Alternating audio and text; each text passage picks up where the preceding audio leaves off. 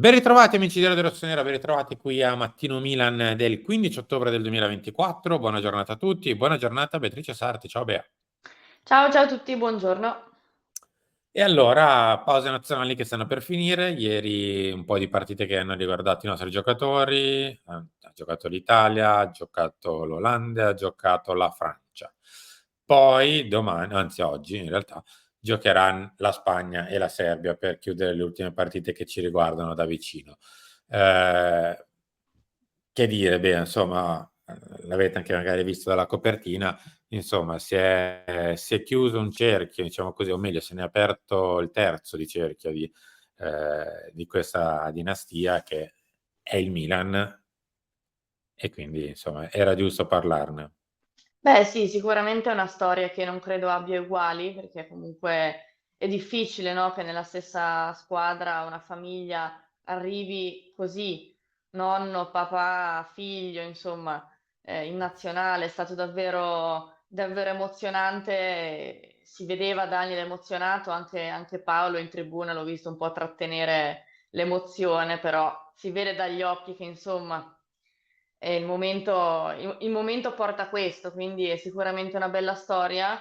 È una storia che non è scontato poter raccontare, quindi credo che sia una grande fortuna nel calcio italiano avere questa storia. Poi ovviamente è del Milan, perché per me questa storia è del Milan, punto. Quindi è bello e soprattutto, ripeto, non è scontato averla, perché è davvero una storia che è importante e lunga. Assolutamente sì. Insomma, è una storia particolare, di un legame particolare che vedremo se andrà avanti nel prossimo futuro. Detto questo, io so che alcuni dei tifosi pensano che l'operazione possa essere stata corretta perché somigliava a operazioni già fatte in passato, come ad esempio quella di Brescianini, eccetera, eccetera, ma onestamente, ragazzi, con tutto il rispetto per Marco Brescianini, ma paragonare Daniel Maldini a Marco Brescianini, Maldini ai Brescianini, onestamente mi sembra una vaccata mostruosa. Però, detto questo, ognuno Ma ha il no, più proprio che altro, pensiero e credo che, finisco un secondo, Bea, e credo che poi adesso ne parliamo del dettaglio dell'operazione, vedere comunque un giocatore esordire in nazionale che era tuo e che hai lasciato andare per un'operazione fantasiosa, quantomeno, che sì, va bene, nel caso ci recuperiamo qualche soldino. Bene, no, bene. Adesso che abbiamo recuperato poi nel caso qualche soldino, faremo giocare i soldini, come tra poco parliamo dei soldini di Tonali. Dopo mettiamo in campo i sacchettini di monete in campo. no, più che altro sai cosa? Che, vabbè, sicuramente quello che hai detto tu è giusto. Quello che secondo me fa riflettere è che l'hai lasciato andare nel momento forse, anzi tolgo il forse perché sennò non sarebbe in nazionale migliore. Cioè comunque l'hai aspettato degli anni. È vero che, nel senso, il calcio è fatto anche così, no? Aspetti degli anni, magari tuoi giovani, poi a volte va che se ne vanno per sempre, a volte va che invece arriva il momento in cui sono pronti. Penso che questo era il momento in cui Daniel era pronto. Poi non dico che avrebbe fatto il titolare del Milan, però sicuramente tra tutti i momenti in cui potevi aver tentennato nel darlo via in prestito, non in prestito, questo credo che per mandarlo via così era proprio il momento peggiore, però bisognava averlo osservato, visto con la testa. Evidentemente le valutazioni non sono state fatte in maniera corretta. Vabbè, è stata l'estate dove probabilmente si vedeva che c'era Mm. qualcosa degna di essere aspettata o comunque di essere valorizzata in maniera diversa. Lei ha voluto cedere con un'operazione che magari ti può riportare il giocatore indietro pagandone la metà di un'eventuale offerta,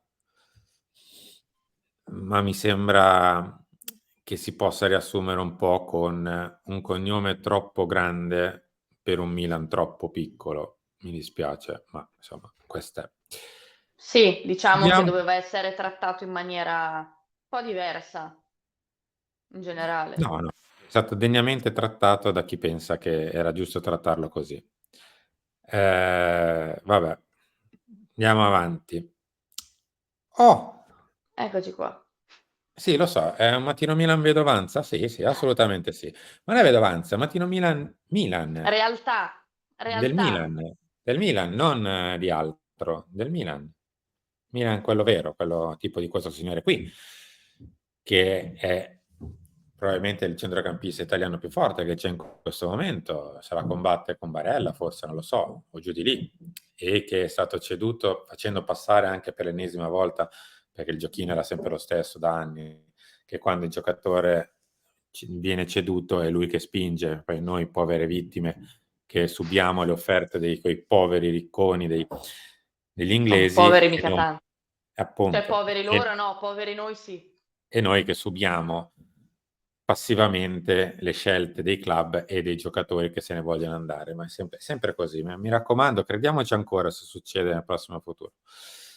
Questo è Però Sandro posso Tonali di ieri dirti, sera. su Mm. Sandro farlo, cioè, ci è voluto veramente il coraggio, eh. Perché Sì, proprio non chiamano tenerezza. farlo su Sandro veramente devi credere tanto nelle tue potenzialità da oratore. Ecco. Questa è la partita di ieri di Sandro, ma insomma, chi ha visto la partita si sarà riempito gli occhi della prestazione. Chi non se l'è vista, pazienza, se vuol crederci bene, se no altrimenti questo è. Fonseca cambia ancora e tra i giocatori in bilico ora c'è pure Reinders. Il tecnico vuole risposte anche dei titolarissimi, non solo dei discussi Emerson, Ebram e Tomori. Certo, mettiamo in bilico anche Reinders e faremo giocare tipo i giocatori presi con i soldi di Sandro Tonali, Loftus-Cheek, Musa, quelli che nel caso possono portare facilmente via il posto a Tijani Reinders e che abbiamo visto sanno così ben giocare in mezzo al campo, che da centrocampista sanno proprio farlo bene. No, ma sicuramente andrà così. Questo è la degna conclusione di un discorso aperto di, ma sì, vendo il giocatore, porto a casa i soldi, sono contento da Dio e poi ti ritrovi così. Tanto un altro lo trovo. Sì, sì, tanto un altro lo trovo è un virgolettato, Ma ma va bene. guarda, su questa cosa di Renders ti dico la stessa cosa che ho sempre detto su Teo e Leao. Nonostante per me non siano dello stesso livello attualmente, però posso fare lo stesso discorso, cioè nel senso, mh, perché? Cioè non mi sembra che tu in questo momento possa permetterti di tenere in panchina Reinders come gli altri due, cioè onestamente, cioè il coltello dalla parte del manico lo puoi avere se sei nella condizione di averlo, cioè non sempre. Quindi cioè, non capisco ora questa dinamica per cui Ma solo perché ha mm, giocato tanto in nazionale, forse al massimo perché ha fatto entrambe le partite da titolare. Ma tanto non ne sì, hai, ma non ne cioè, questo è hai. il punto, non ne hai, quindi non è che puoi permetterti di fare tutti questi ragionamenti chic. Cioè, No, cioè, devi adattare Loftus-Cheek, anche perché Musa sta giocando e torna giovedì sera, no, giovedì mattina, scusate, perché gioca stanotte tardi, quindi il primo allenamento che fa al massimo è giovedì. Giochi sabato, difficile che possa fare il titolare dopo aver giocato in nazionale e aver fatto 2 viaggi sull'Atlantico. Quindi, tanto giocherà Reinders perché non ce n'è, a meno che, come no. detto, adatti Loftus-Cheek che può giocare al suo livello a centrocampo. Sì, può giocare, ma ha Però, dimostrato già più volte che non è propriamente il suo fare il centrocampista in quel modo lì. però tanto a fine mese adesso distribuiamo i dividendi per i tifosi e quindi saremo contenti di metterci in tasca una piccola percentuale delle entrate che arrivano. Stamattina è Eh, arrabbiatissimo. sì, no, ma ragazzi, dovremmo essere tifosi di calcio, di gol, di prestazioni, di tiri in porta, di qualcosa che è uno sport, che poi ha anche la sua parte economica, ci mancherebbe altro, ma dovremmo essere prima di tutto tifosi dello sport, del calcio, delle azioni, dei gol, delle vittorie, dei tiri in porta, delle esultanze, eccetera, eccetera. Quello. Poi, Già. non il contrario, perché nel recente passato abbiamo festeggiato per cessioni perché ci portavano qualche bel soldino. Abbiamo visto. Abbiamo, mi sembra un verbo un po' Vabbè, pretenzioso. abbiamo, Hanno. va bene. Siamo stati contenti, dai. La tentazione del diavolo, Milan stregato da Mastantuono, scrive Gazzetta, la nuova Ioia dell'Argentina. Questo ragazzo di 17 anni della River, tre quarti, mancino, che ha una clausola rescissoria da 41 milioni di euro, che potrebbe tra l'altro essere un pelino più alta verso la fine dell'anno, arrivare a fine 45. Così scrive Gazzetta. Sì. Tra l'altro, clausola pagabile in 2 anni, con la possibilità, nel caso di prendere il giocatore, di lasciarlo lì ancora un anno e mezzo circa per farlo crescere. Ma che vi dico? Uno, boh, speriamo se è così. Io onestamente non lo conosco. Uno, lo spero. Due, non ci credo. Che il Milan spenda 40 milioni per un giocatore di 17 anni? Non ci credo. Mi dispiace. Onestamente in questo Anche se momento ci nemmeno fossero due io. tranche. A meno che non si facciano delle altre operazioni in uscita, come al solito, però che il Milan spenda questi soldi in questo momento, comunque più avanti per un 17enne, che poi diventerà 18enne, per carità. Bah, non so, mi sembra. A parte che posso dire, io in questo momento parlare di mercato, vista la stagione che si sta giocando, non, cioè, so che per carità, si lavora nei mesi precedenti, tutto quello che volete. Non riesco a focalizzarmi sull'arrivo di altri giocatori. Cioè, a meno che non mi dicano a gennaio arrivano due centrocampisti, ok. Tutto il resto, onestamente, in questo momento non riesco a. Non so, mi sembra inutile, ecco. No, ma per me è sempre il solito discorso, cioè è il discorso che possiamo fare anche rispetto alle cessioni. Si sistema la rosa per aumentarne il valore patrimoniale, per mettere magari qualche soldo in tasca da parte delle plusvalenze e reinvestirlo pensando di poterne ricavare, ma non per il campo, per la situazione patrimoniale, non per il campo. Perché un giocatore del genere, se pensi che sia adatto a te, lo prendi, lo porti a casa e lo compri e lo usi, tra virgolette, subito. Se invece l'idea, come scrive la Gazzetta, è quella di pagarlo in due tranche e nel mentre lasciarlo al River per farlo maturare, è un discorso che non ci riguarda. Cioè, fossimo un Milan degli anni 90, ti dico, lo fa, perché tanto ha una squadra piena di fenomeni, si può permettere il lusso di dire lo compro, lo lascio lì 2 anni e poi tra 2 anni passo l'incasso, cioè mi prendo il giocatore già più completo. Come fare al Madrid con Arda Güler? Si toglie lo Sì, sfizio perché può. e vede se per caso esplode.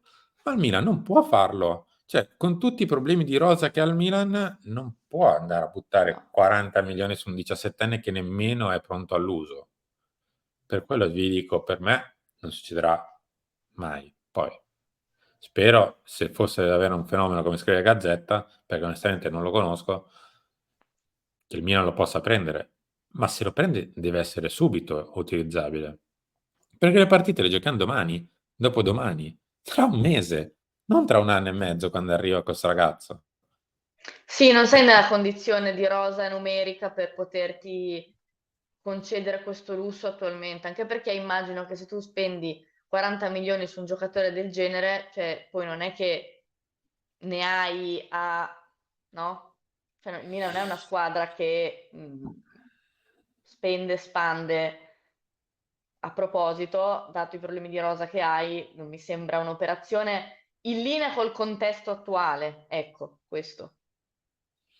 Va bene, Bea, ci ritroviamo tra poco per lunch, talk e inserata una delle nostre clip. Bea, grazie, ciao. Grazie a voi, a dopo.